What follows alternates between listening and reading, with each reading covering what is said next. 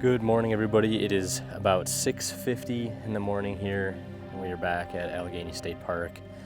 Last time we were at the Red House Lake area, and this time around we are here at good old Thunder Rocks, a location that I honestly have not explored enough as I should have.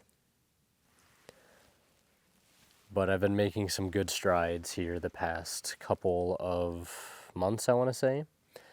My first visit as a photographer this year was back in February, and it was great to see, the area covered in snow, all that kind of stuff. But my philosophy as a photographer back then was like, oh, big wide angle stuff.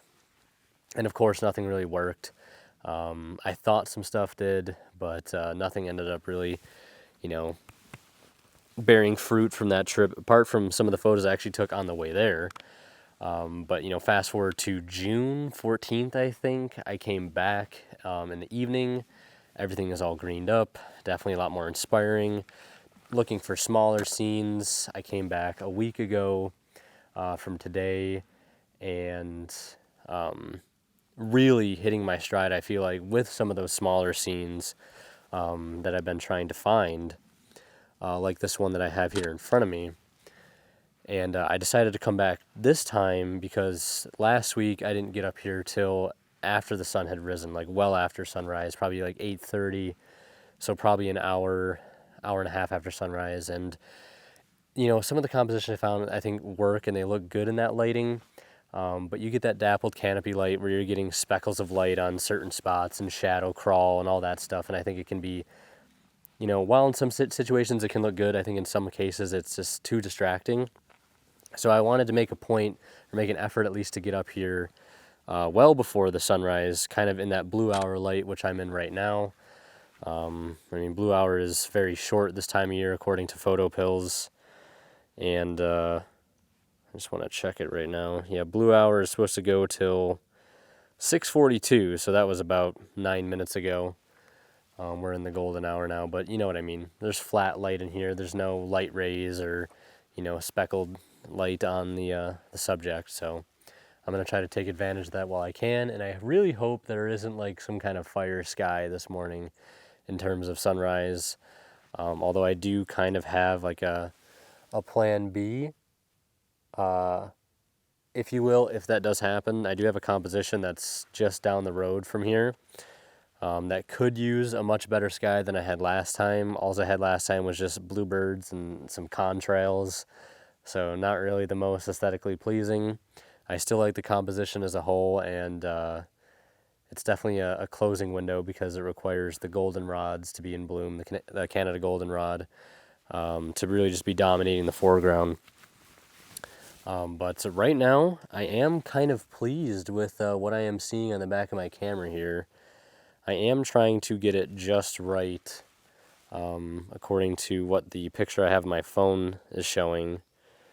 That's always one thing that I found to be very difficult, is like trying to come back and photograph a spot in the exact same place. Like, I've always found that to be tough. Like, sure, you can like leave a marker, but is that really guaranteed to even stay? Yeah, so I'm in manual mode right now, 30-second exposure, ISO 400 f11. Yeah, it's a little too dark to be at ISO 100 right now, at least with the camera, with the polarizer on. I don't know if I really truly need it, but I'm having it on just in case. It's very hard to tell if it's what strength it's at when it's this low light, especially looking at the viewfinder. And luckily there is like absolutely zero wind right now.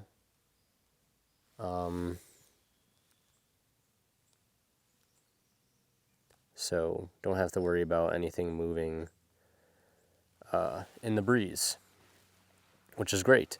But I got a few other compositions here that I want to visit in this flat lighting before the sun comes up, which the sun doesn't come up till, let's see here, 6:59.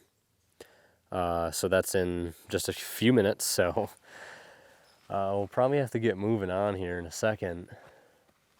Blue hour is quick this time of year. Like, blue hour, like, comes and goes. It's a very, very short window, but I want to get to some of these spots, like I said, before that sunlight starts coming through the canopy and, you know, I don't want to say ruin things, but makes things a little bit more difficult. And I've already seen, like I said, a few other compositions that I kind of scouted the last time that I didn't photograph. Even one just on my way in here that I saw that I'd like to visit. So I'm just going to spend just maybe another minute or so with this one.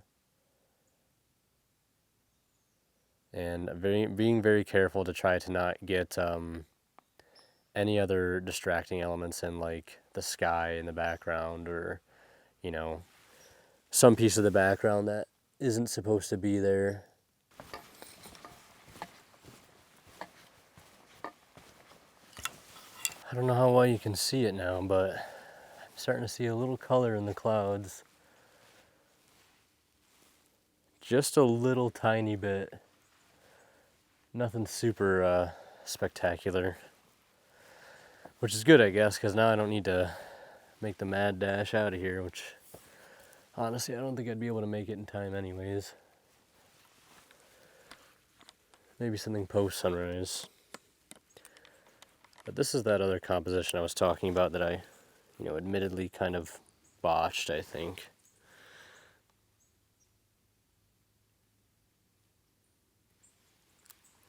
It's because I included this crack in the rocks in the right hand of the frame, and I think it ended up being more of a bigger distraction than anything. I mean, I can frame it up well with this tool, but, not having an ultra wide definitely makes this a bit more difficult. I guess the other thing I kind of forgot too is that it's actually cloudy today, so I won't have to worry about the sunlight as much as I think I am going to have to, like a race against it.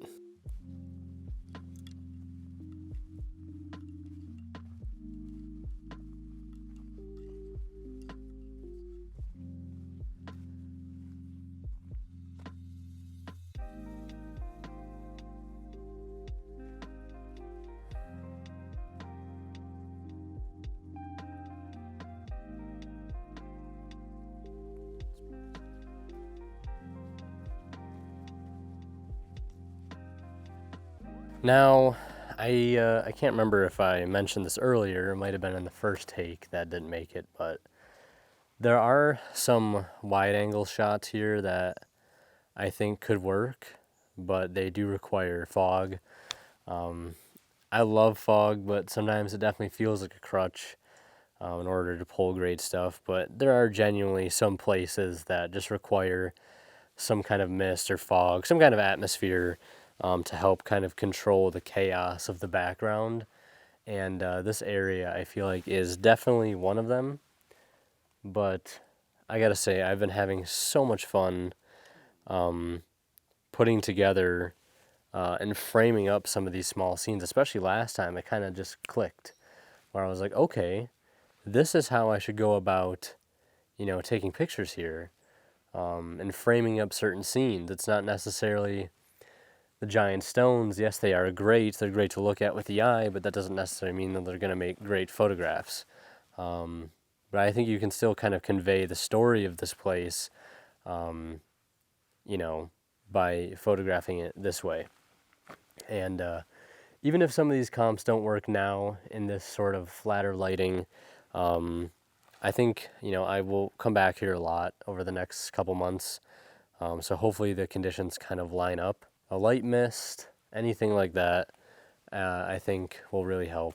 And flatter light's probably better too. Although some of the speckled light stuff I shot again last week, I still think is decent. This photo I think was more affected by it than the first one we started with. But I think it's coming along quite nicely now with the conditions we got. But today's plan really is to just kind of hang out here at Thunder Rocks and probably do a little bit of scouting in some places that I have not really given my full attention just yet. Finally really branching out from just the Red House Lake area, which feels good. Although I love that place to death. Still have a lot more stuff to photograph there, in my opinion. But feels great to kind of check some boxes, I guess, if that makes sense. Yeah, it's literally so quiet here. I can just hear like bees and flies buzzing around. And it's like loud. I mean, the one time I swore I thought it was a drone I was hearing. That's how loud it was. I mean, I doubt the mic will pick it up, but... Alright, so this composition here I am not super confident in. It's definitely more so an experimental one when I walked in.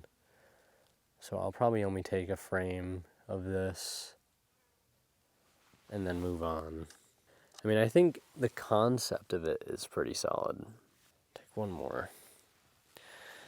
Yeah, this is definitely just going to be another kind of laid-back vibe for today's vlog. Yep, keep hearing them buzzing around. I mean, there's tons of big leaf aster that is blooming all around in this area. Some of it's even growing out of the rocks, which is super cool.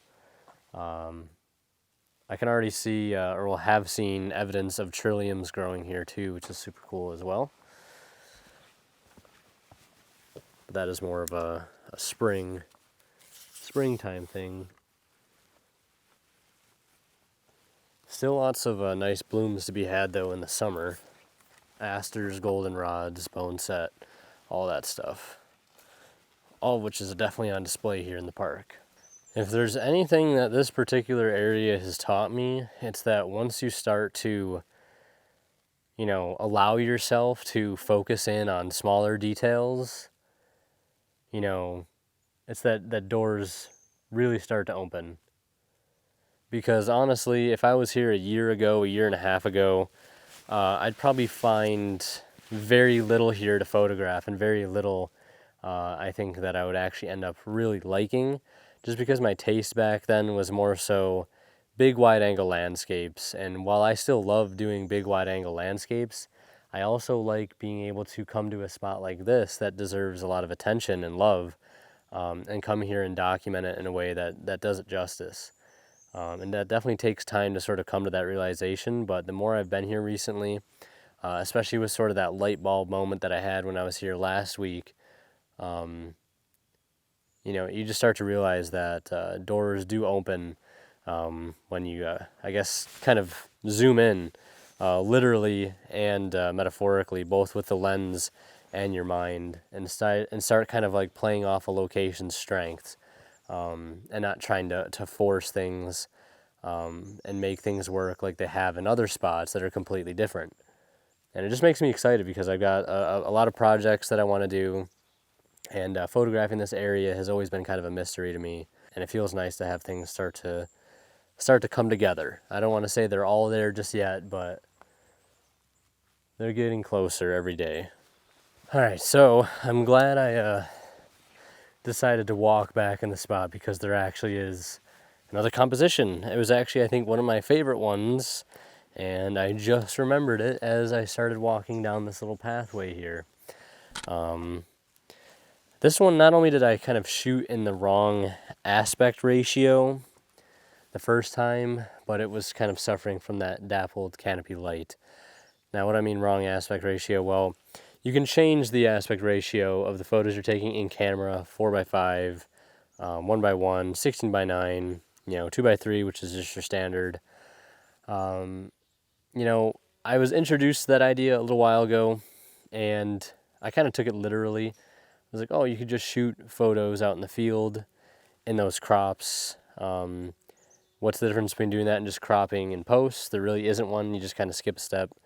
But obviously shooting, you know, in the full frame in the field probably makes the most sense, just so you have room to work with stuff later on if you don't want to crop some things out. So I am not going to shoot this in 4x5 in the field, although framing it, you know, in those different crops is nice because you can be like, okay, put it in 16:9. Is this going to work as a 16:9? Is it going to work as a square? You can see all that stuff in the field, especially if you don't have a viewer too. That's another nice thing you can kind of do. Little bumblebee buzzing around here. Always the loudest. But yeah, so I'm going to take a stab at this composition here. It's relatively straightforward to frame up. So I should have no problem kind of getting in position for it. And it is a vertical comp.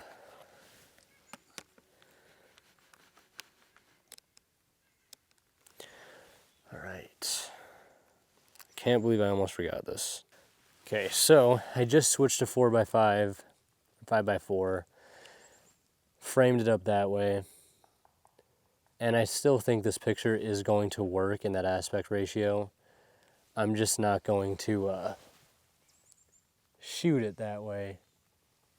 All right, so after messing around with this composition and actually switching to 5x4 in camera, I still think it's going to work as a 5x4.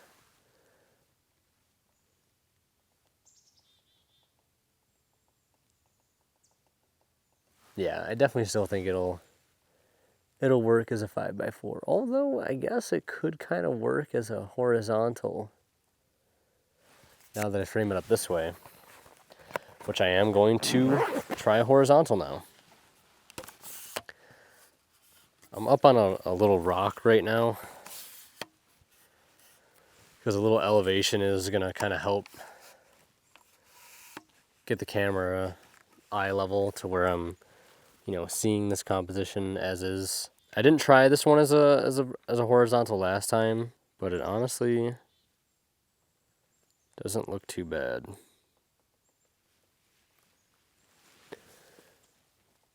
Gotta remember to repolarize. That's the other thing. Anytime you have a radial polarizer on, you always gotta remember that, like, if you rotate your camera, you gotta, change the polarizer as well. If it's, like I said, a radial one. Alright, so I did find a cool detail shot. I didn't really find another angle for this particular scene as a whole, but I did think about shooting something like this on the way in this morning, because there are a lot of spots where it looks like these trees have tried to grow around these large rocks, and in some points it looks like they're almost fusing together, and I think I found a good example of that. Punch in on that as much as I can. F11, 1 second exposure, ISO 100, polarized to death. Yeah, and I think that will do it. There's that pileated again. But I did spot something over here really quick, so I'm gonna walk over to it.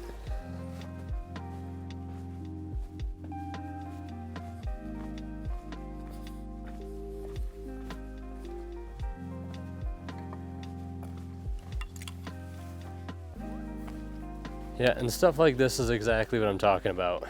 This beauty right here. Some of these compositions, they really just build themselves. This maple clinging to the side of these, this one massive stone. Lots of Christmas ferns, some scattered leaves, some moss. I mean, just the texture and some of this wood right here that's been exposed is just so nice.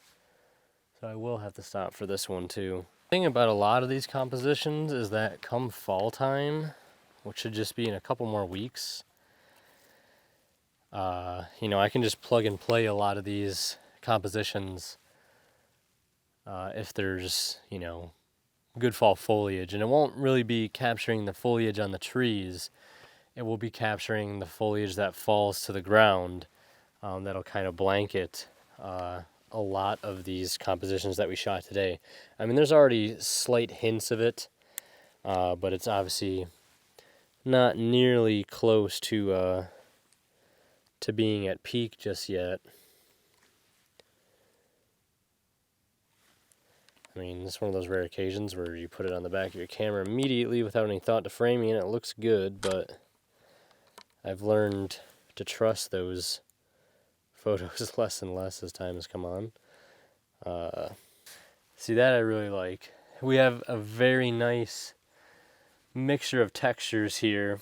You have this maple bark here, and the bark is still on it, and then part of the tree, or the base of the trunk here, looks like it has lost its bark, and it's got this really nice wavy texture that's very different than the section that has the bark. And then you have the stone up against it, and they each have their own sort of different colors.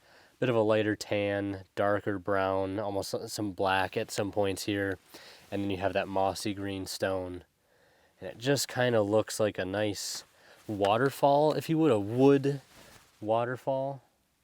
That looks really nice. All right, I think that ought to do it for that.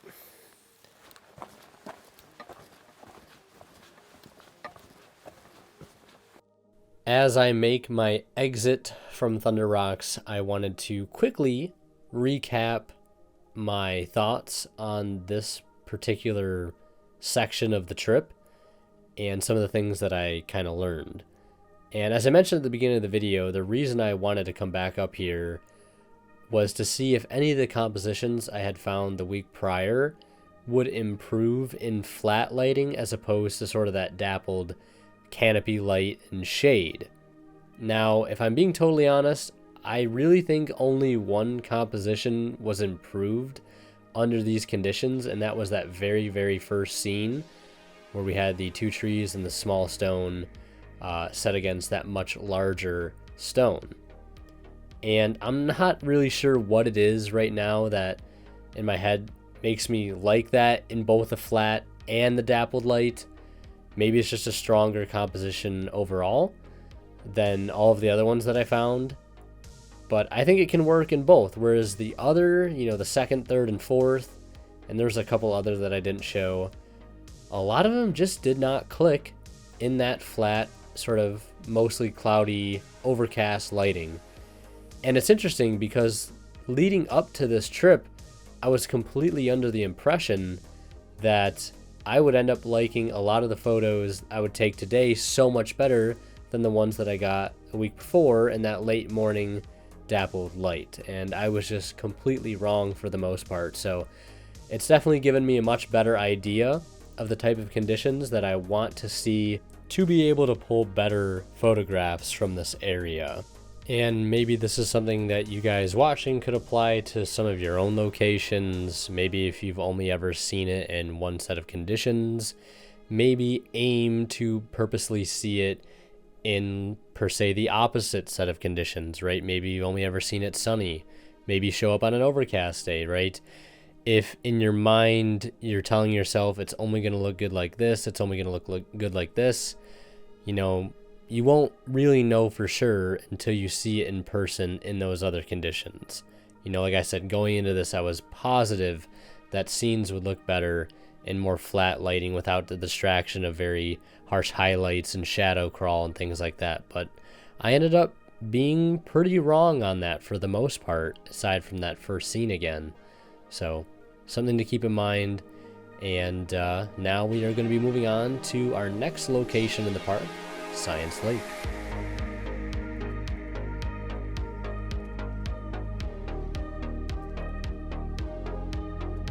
So it is currently almost noon, actually, and we are here at Science Lake. Maybe we'd call it more of a pond, but we'll call it a lake, I guess. Either way, this is actually my first time photographing this section of the park. It's been on my list since probably March of this year, and I am just now getting to it. And I stopped once briefly in March in the middle of a snowstorm, and there's a beaver right there. Just went under the water. I got some pictures of him already, but as well as the kingfisher. The beaver just made me lose my train of thought. But either way, this area is incredible. Really beautiful, a lot of opportunities for some really nice reflection stuff, which I've already gotten a few, some of which inspired by Mr. James Rodewald. If you haven't seen his work, definitely check him out on Instagram. But yeah, a lot of opportunities for some really nice reflection stuff. Wildlife too, apparently. I see this beaver again, he's right there. And the fall colors are already really, really in swing here.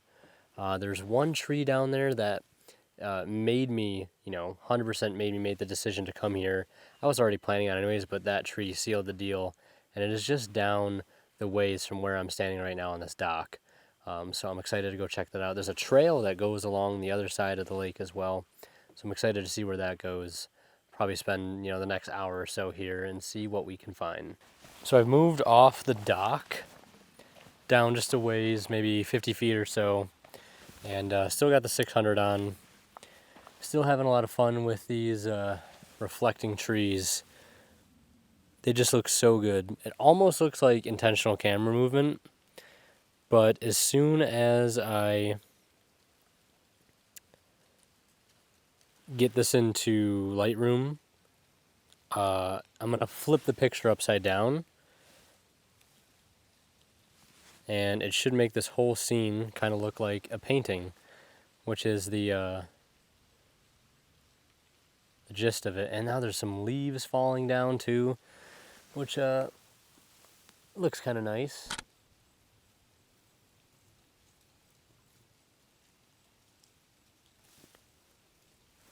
I'm in manual focus right now too, because grabbing focus of some of the stuff, these really faint details, is a little easier said than done sometimes. So I think I'm going to leave it alone there and actually walk down to the trees that initially got my attention. So that is what I'm going to do now.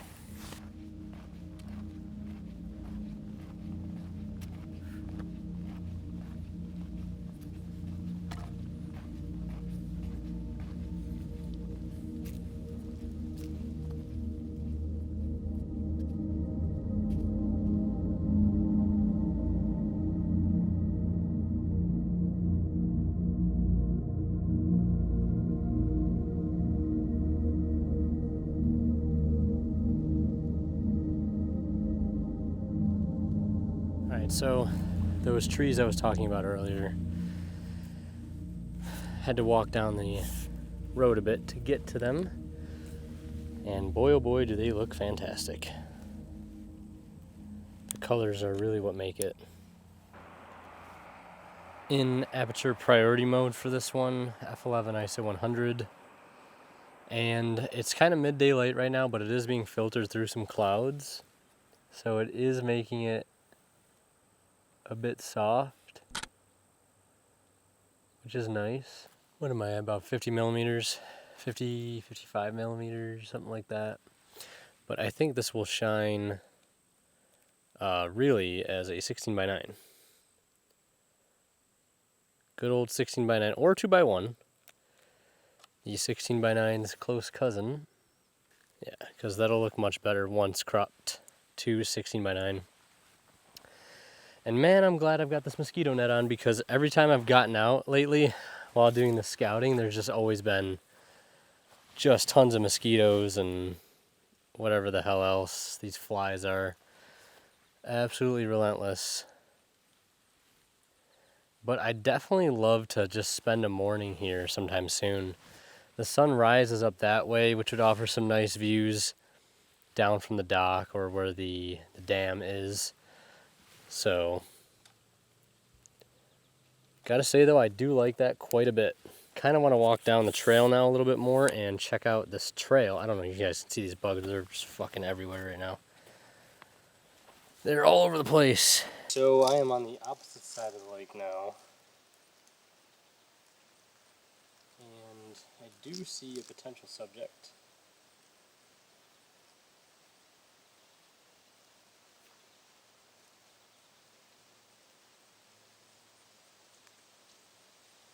Dead pine or hemlock, I'm not really sure which one it is, but that does look really nice, and I can imagine seeing it in some evening sunlight, which the southwest is up that way, so the sun should be setting somewhere down over there, and maybe some evening light will get hit on just that tree there. But then again, I've never been here for sunset, so I have no idea if that is the case. But I'm just going to finish walking this trail down to the end of the lake, opposite of where we started. And I think I'm going to call it there, because I am getting pretty exhausted. It's getting to be that time, so Overall, pretty fruitful day, though, I would say. Very fruitful day. Do want to take a second to apologize for that mic malfunction there at the end. Not really sure what caused that, but I do apologize. So from here, I basically went on to explore a decent ways down the trail before turning back to get this camera. I did find one nice little woodland scene along this trail, looking into the woods away from the lake, but it will need definitely a revisit to get everything just right, to get the separation in the trees just right. I probably could have moved to the left or to the right a little bit just to get it just right, but it was that time in the trip when you've been out so long where your compositional awareness kind of starts to fade, and I was definitely kind of suffering from that at this point. But I also want to mention that I do have 2025 calendars for sale. They came out absolutely fantastic. I've improved upon last year's design a great deal, and I'm throwing some pictures up on the screen of what the calendar looks like. And actually, 2 photos from this trip actually ended up making it into the calendar. And, despite how things went at some points in this trip, some of the photos actually turned out really well, and I'm very, very happy with them, happy enough to put them into the calendar here. So if you are interested, feel free to shoot me an email. I can get you set up with one, only $20, plus $5 if I have to ship it to you. So $25 if shipped. If I can get it to you in person, only $20. So yeah, if you're interested, check out my email. I'll leave that in the description, as well as my other social media. You can get in touch with me there as well. And yeah, that's going to do it. Thank you guys for watching, and we'll see you around.